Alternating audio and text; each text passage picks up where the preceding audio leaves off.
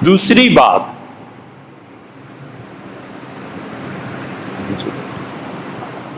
بہت سے لوگوں نے حوالہ پوچھا، بہت اچھی بات ہے، ہم بہت خوش ہوتے ہیں بھائی آپ ہم سے اختلاف کریں، ہم سے پوچھیں کیوں، بڑی خوشی ہوتی ہے جب کوئی کہتا ہے کہ اس کا حوالہ بتائیں،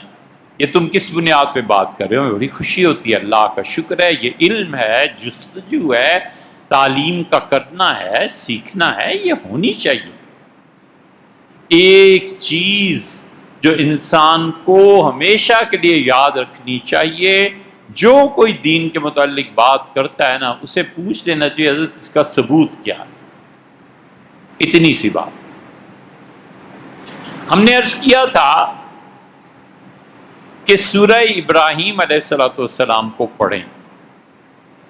اور اس کی جو ابتدائی آیات ہیں ان کو پڑھ لیں، اس کی تفسیر پڑھ لیں، مسئلہ حل ہو جاتا ہے۔ اور اصل مسئلہ یہ ہے کہ حضور اقدس صلی اللہ علیہ وسلم کا نسب ثابت ہے عبداللہ سے، اور عبداللہ بیٹے تھے عبد المطلب کے، اور وہ بیٹے تھے ہاشم کے، اور ہاشم سے آگے پھر چلتے چلے جاؤ، یہ سارا نسب کیا حضور صلی اللہ علیہ وسلم کا ثابت ہے، یا یہ کیا حضور صلی اللہ علیہ وسلم کے نسب کو اس طرح پڑھنا درست ہے؟ عرض کیا تھا کہ یہ درست نہیں ہے، اور اس کو آپ پڑھ لیجئے سورہ ابراہیم کی ابتدا میں، بہت لوگوں نے کہا کہ اس کا حوالہ، ہم مختصراً یہ ذکر کرتے ہیں۔ یہ قرطبی ہے تفسیر، بالکل اس کے سورہ ابراہیم کے آغاز میں آتا ہے، اور اللہ تعالیٰ انبیاء علیہ السلام کا ذکر کرتے کرتے ایک جگہ پر پہنچ کے فرماتے ہیں کہ کتنے نبی اس میں گزرے ہیں، والذین من بعدہم، ان نبیوں کے بعد علیہ السلام کون کون لوگ تھے، لا یعلمہم الا اللہ، کتنی پشتیں گزری ہیں درمیان میں، اللہ کے علاوہ کوئی نہیں جانتا۔ امام قرطبی لکھتے ہیں اے لا یحصی عددہم الا اللہ، یعنی کتنی پشتیں گزری ہیں ان کو کوئی نہیں جانتا، ولا یعرف نسبہم الا اللہ، اور اللہ کے علاوہ کوئی نہیں جانتا کہ جتنی بھی پشتیں گزری ہیں 30-40، ان میں سے کون بیٹے تھے کون باپ تھے، سلسلہ ختم ہو جاتا ہے ایک جگہ پر پہنچ کے۔ اس کے بعد کیا ہوا، والنسابون، اور نسب کو گننے والے، وَإِن نَسَبُوا إِلَىٰ آدَمَ، جو اپنے سے لے کے حضرت آدم علیہ السلام تک بات پہنچاتے ہیں، فَلَا يَدَّعُونَ إِحْصَاءَ جَمِيعِ الْأُمَمِ، وہ بھی اس بات کو ثابت نہیں کر سکتے، دعویٰ نہیں کر سکتے کہ انہوں نے تمام باپ داداؤں کو گن لیا۔ وَإِنَّمَا يَنْسِبُونَ الْبَعْض، وہ بعض باپ داداؤں کا ذکر کرتے ہیں، پھر آگے پہنچ کے کچھ پتہ نہیں ہے۔ وَيُمْسِكُونَ عَن نَسَبِ الْبَعْضِ وَيُمْسِكُونَ عَن نَسَبِ الْبَعْضِ، اور کچھ کہتے ہیں باپ کا پتہ ہے، حضور اقدس صلی اللہ علیہ وسلم ایک حد تک پتہ ہے، اس کے بعد کچھ پتہ نہیں کتنی نسلیں گزری۔ وَقَدْ رُوِيَ عَنِ النَّبِيِّ صلی اللہ علیہ وسلم، اور یہ بات ثابت ہے حضور صلی اللہ علیہ وسلم، لَمَّا سَمِعَ النَّسَّابِينَ، جب آپ سنتے تھے نسب گننے والے ان لوگوں کو۔ اب بھی دیہات میں آتے ہیں سال بعد گندم لینے، وہ بھی نسب شروع کرتے ہیں کہ تم اس کے بیٹے ہو، اس کا بیٹا ہو، اس کا بیٹا ہو، اس کا بیٹا، وہ سارا نسب آدم علیہ السلام تک پہنچاتے ہیں۔ حضور صلی اللہ علیہ وسلم کے زمانے میں یہ تھا نا، جب آپ ان لوگوں سے بات سنتے تھے، ینسبون الی معد ابن عدنان، وہ نسب کو بیان کرتے تھے معد ابن عدنان تک، معد ابن عدنان تک رسول اللہ صلی اللہ علیہ وسلم کا نسب ثابت ہے۔ ثم زادو، پھر وہ بتاتے تھے کہ معد ابن عدنان کے بعد عدنان کا والد کون ہے، تو حضور صلی اللہ علیہ وسلم کہتے کذب النسابون، جھوٹ بکتے ہیں، ان اللہ یقول لا یعلمہم الا اللہ، اللہ اس پاک کتاب میں یہ کہتا ہے کہ عدنان کے بعد کس کے باپ دادا کو گننا اللہ کے علاوہ کوئی نہیں جانتا۔ یہ جھوٹ بکتے ہیں جو آدم علیہ السلام تک نسب بیان کرتے۔ وقد روی عن عروۃ ابن زبیر، عروہ ابن زبیر رحمۃ اللہ علیہ کہتے تھے رضی اللہ عنہ، انہو قال، ان کا ما وجدنا عادی یعرف ما بین عدنان و اسماعیل، عدنان اور اسماعیل علیہ السلام، ان دونوں کے درمیان کتنے باپ دادا آئے کوئی نہیں جانتا۔ وقال ابن عباس، اور عبداللہ ابن عباس رضی اللہ عنہما کہتے تھے کہ عدنان اور اسماعیل کے درمیان، حضرت ابراہیم اور اسماعیل علیہ السلام، ان کے درمیان 30 ابن 30 دادے گزرے ہیں،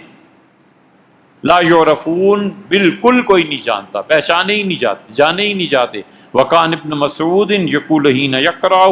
ولا یعلمهم الا اللہ، اور عبداللہ ابن مسعود رضی اللہ عنہ کے سامنے جب کوئی آیت پڑھی جاتی تھی، کوئی پڑھتا تھا کہ باپ داداؤں کا نسب سارے کا سارا اللہ کے علاوہ کوئی نہیں جانتا،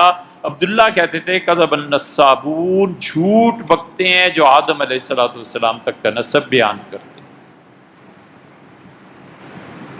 3 صحابہ ہیں، عبداللہ ابن عباس اور عبداللہ ابن مسعود رضی اللہ عنہ 2، آگے بھی آ جاتی ہے بات۔ یہ ایک حوالہ آپ کو دے رہے ہیں قرطبی کا سورہ ابراہیم کے آغاز کا، دوسرا حوالہ 5 حوالے ہیں، مختصر سے یہ آپ سے عرض کر دیتے ہیں۔ ٹھیک یہی بات خازن نے لکھی ہے، وہ کہتے ہیں کہ عبداللہ ابن مسعود رضی اللہ عنہ نے قال بعد ما قرأ هذه الآیہ، جب یہ آیت پڑھی گئی کہ اے لوگو لم یاتکم نبأ الذین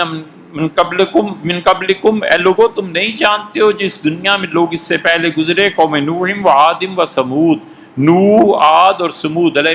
السلام کی اقوام جو گزری ہیں، والذین من بعدہم، اور سمود کی قوم کے بعد جو لوگ ہم نے دنیا میں بھیجے یا جن لوگوں کے پاس انبیاء علیہ السلام آئے یا خود انبیاء علیہ السلام، لا یعلمہم الا اللہ، اللہ کے علاوہ کوئی نہیں جانتا، وہ کتنی بڑی تعداد تھی۔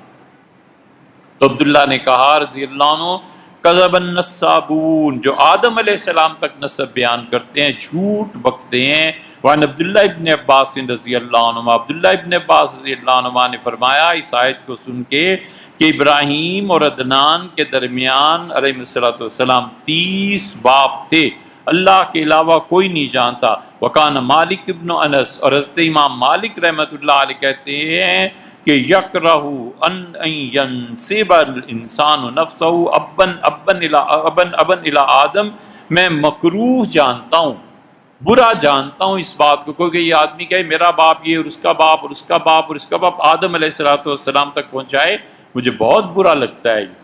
وَكَذَلِكَ فِي حَقِّ النَّبِيِّ، یہ لفظ دیکھو، وَكَذَلِكَ فِي حَقِّ النَّبِيِّ صلی اللہ علیہ وسلم، اور یہی بات حضور صلی اللہ علیہ وسلم کے متعلق بھی ثابت ہے کہ عدنان تک پتہ تھا، عدنان کے بعد کوئی نہیں جانتا، لِأَنَّهُ لَا يَعْلَمُ أُولَٰئِكَ الْآبَاءُ أَحَدٌ، اس لیے کہ حضور اقدس صلی اللہ علیہ وسلم کے نسب میں بھی ایک حد یعنی عدنان تک ہم بات کر سکتے ہیں، ان کے بعد ان کا نسب کیا تھا، الا اللہ عز وجل، اللہ کے علاوہ کوئی نہیں جانتا۔ تیسری تفسیر دیکھ لیں، لا یعلمہم الا اللہ، اللہ کے علاوہ کوئی نہیں جانتا۔ ایک تیسرے مفسر ہیں بغوی، کہتے ہیں لا یعلم کنہ مقادیرہم وعددہم الا اللہ، وہ کتنے گزرے ہیں اور کتنے لوگ تھے اور وہ کیا کیا تھے، اللہ کے علاوہ کوئی نہیں جانتا۔ اقوام و امم، قومیں تھیں اور پورے علاقے تھے، اللہ کے علاوہ کوئی نہیں جانتا۔ ما بلغنا خبرہم اصلا، ہم تک ان کی تاریخ پہنچی نہیں۔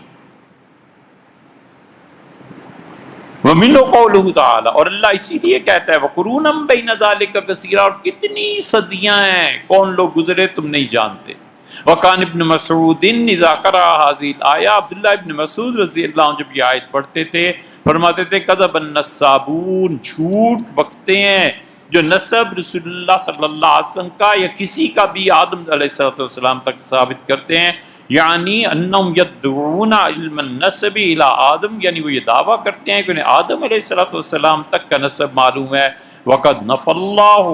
علم ذلک عن العباد، جبکہ اللہ قرآن میں نفی کرتا ہے کہ اس کے علاوہ کسی کو معلوم نہیں۔ دوسرے صحابی عبداللہ ابن عباس رضی اللہ عنہ نے کہا کہ ابراہیم اور عدنان کے درمیان 30 نسلیں گزری ہیں، اور امام مالک رحمۃ اللہ علیہ برا جانتے تھے اس کو، لِأَنَّهُ لَا يَعْلَمُ أُولَٰئِكَ إِلَّا اللَّهُ، فرماتے تھے بھئی ایسے نہ کہو، اللہ کے علاوہ کوئی نہیں جانتا۔ اور تیسرے صحابی رضی اللہ عنہ انس بن مالک تھے۔ چوتھا حوالہ دیں عبداللہ ابن مسعود رضی اللہ عنہ قرأ حاضل آیا، یہ آیت پڑھی، ثم قال، پھر فرمانے لگے کذب النصابون، جھوٹ پکتے ہیں نصاب بیان کرنے والے۔ ابراہیم اور عدنان کے درمیان 30 نسلیں، 30 پشتیں اس دنیا میں ایسی گزری ہیں، اللہ کے علاوہ نہیں کہا جانتا کوئی۔ وکان مالک ابن انس یکرہ، اور حضور صلی اللہ علیہ وسلم کے خادم واسطے انس رضی اللہ عنہ بڑا خراب سمجھتے تھے کہ ینسب الانسان نفسہ ابن الی آدم علیہ السلام، کہ کوئی بھی آدمی اپنے نسب کو بیان کرتا کرتا آدم علیہ السلام تک پہنچ جائے۔ اور اگلا جملہ بھی سنو، وَكَذَلِكَ فِي حَقِّ النَّبِيِّ صلی اللہ علیہ وسلم، حضور صلی اللہ علیہ وسلم کے حق میں بھی آیت ایسے ہی ہے، یعنی ان کا بھی نسب ایک جگہ پہنچ کر رک جاتا ہے، حضور صلی اللہ علیہ وسلم کا بھی یہی معاملہ تھا۔ 4 حوالے ہو گئے، 5واں یہ آخری حوالہ کس کا ہے؟ لکھنے والے قاضی ثناء اللہ پانی پتی رحمۃ اللہ علیہ، حضرت مرزا مظہر جان جانا رحمۃ اللہ علیہ کے خلیفہ، اور حضرت مرزا مظہر جان جانا رحمۃ اللہ علیہ وہ مرید تھے خواجہ بدایونی رحمۃ اللہ علیہ کے، وہ شیخ معصوم صاحب کے، اور حضرت مجدد رحمۃ اللہ علیہ۔ تفسیر مظہری عام ملتی ہے یار، اردو ترجمہ ہوا ہوا ہے، سورہ ابراہیم کی ابتدائی آیات میں پڑھ لیں۔ ہم یہ کام نہ کریں جس سے قرآن اور حدیث ٹکراتے۔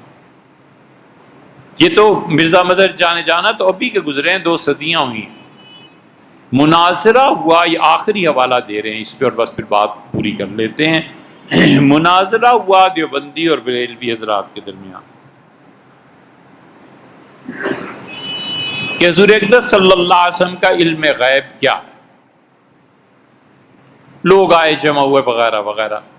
اس مناظرے میں ایک فقیہ ایک طرف ایک سائڈ دیوبندی مکتبہ فکر کی مولانا منظور نعمانی صاحب رحمۃ اللہ علیہ تھے، اور مولانا منظور نعمانی صاحب رحمۃ اللہ بڑی محنت سے دیوبند میں پڑھا تھا، انور شاہ صاحب رحمۃ اللہ علیہ کے شاگرد تھے،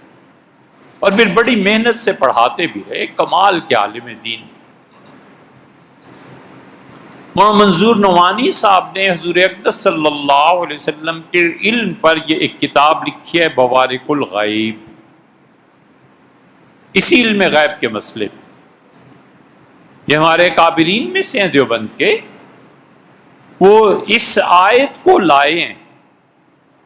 اور کہتے ہیں 27ویں آیت ذکر کر رہا ہوں کہ اللہ نے کہا الم یاتکم نبأ الذین من قبلکم قوم نوح وعاد وثمود، کیا تمہارے پاس ابھی تک اطلاع نہیں پہنچی کہ نوح، عاد اور سمود انبیاء علیہ الصلوۃ والسلام کو جنہوں نے جھٹلایا، ہم نے کیسی خبر لی ان کی؟ اور سمود کی قوم کے بعد والذین من بعدہم، کتنی امتیں آئیں اور کتنی پشتیں گزری، لا یعلمہم الا اللہ، اللہ کے علاوہ کوئی نہیں جانتا۔ پھر یہ سارے حوالے دینے کے بعد آخر پہ حضرت یہ کہتے ہیں کہ ایک شخص نے امیر المومنین سیدنا علی رضی اللہ عنہ سے عرض کیا کہ میں بڑا نسب دان ہوں، تمام لوگوں کا نسب بیان کر سکتا ہوں۔ سیدنا علی رضی اللہ عنہ نے کہا تم سب انسانوں کا نسب بیان نہیں کر سکتے۔ اس نے کہا کیوں نہیں؟ آپ نے فرمایا تم کو اللہ کی یہ بات معلوم نہیں ہے کہ عاد، سمود اور اصحاب الرس اور ان کے درمیان بہت سے قرون، بہت سی نسلیں گزری ہیں، کیا تم ان کو بھی جانتے ہو؟ اس شخص نے کہا میں بیان کر سکتا ہوں۔ آپ فرمایا اچھا تم اس کو بیان کرتے ہو، اور اللہ کہتا ہے والذین من بعدہم لا یعلمہم الا اللہ، وہ اتنی نسلیں گزری ہیں کہ اللہ کے علاوہ کوئی نہیں جانتا، تم یہ کیسی بات کرتے ہو؟ تو اس پر وہ نسب کا بیان کرنے کا دعویٰ کرنے والا شخص خاموش ہو گیا۔ اس پہ حضرت نے آخر پہ لکھا ہے کہ اسی واسطے امام مالک رحمۃ اللہ نے اسے مکروہ قرار دیا، حتیٰ کہ حضور اقدس صلی اللہ علیہ وسلم کے بارے میں ان کا مسلک یہی ہے کہ آپ کا نسب آدم علیہ السلام تک مسلسل بیان نہ کیا جائے، کیونکہ بعض درمیان کے آباء و اجداد کا علم اللہ کے علاوہ کسی کو ہے ہی۔ بڑی خوشی جن بچوں نے اس کا حوالہ پوچھا تھا، ہم نے دیکھ لیجئے یہ 5 حوالے دیے، آپ خود تحقیق کر لیجئے، بس اتنی سی علمی بات ہے اور اس کے علاوہ کچھ نہیں۔ ہم سب کو اللہ تعالیٰ علم نافع عنایت فرمائے اور خدا ہمیں توفیق دے ہم سچائی کے ساتھ رہیں، سچی بات کو سنیں، اس کی تائید کریں، اور اللہ تعالیٰ توفیق دے ہم سب کو کہ ہم کتاب و سنت کو پڑھیں اور اس سے علم کو حاصل کریں۔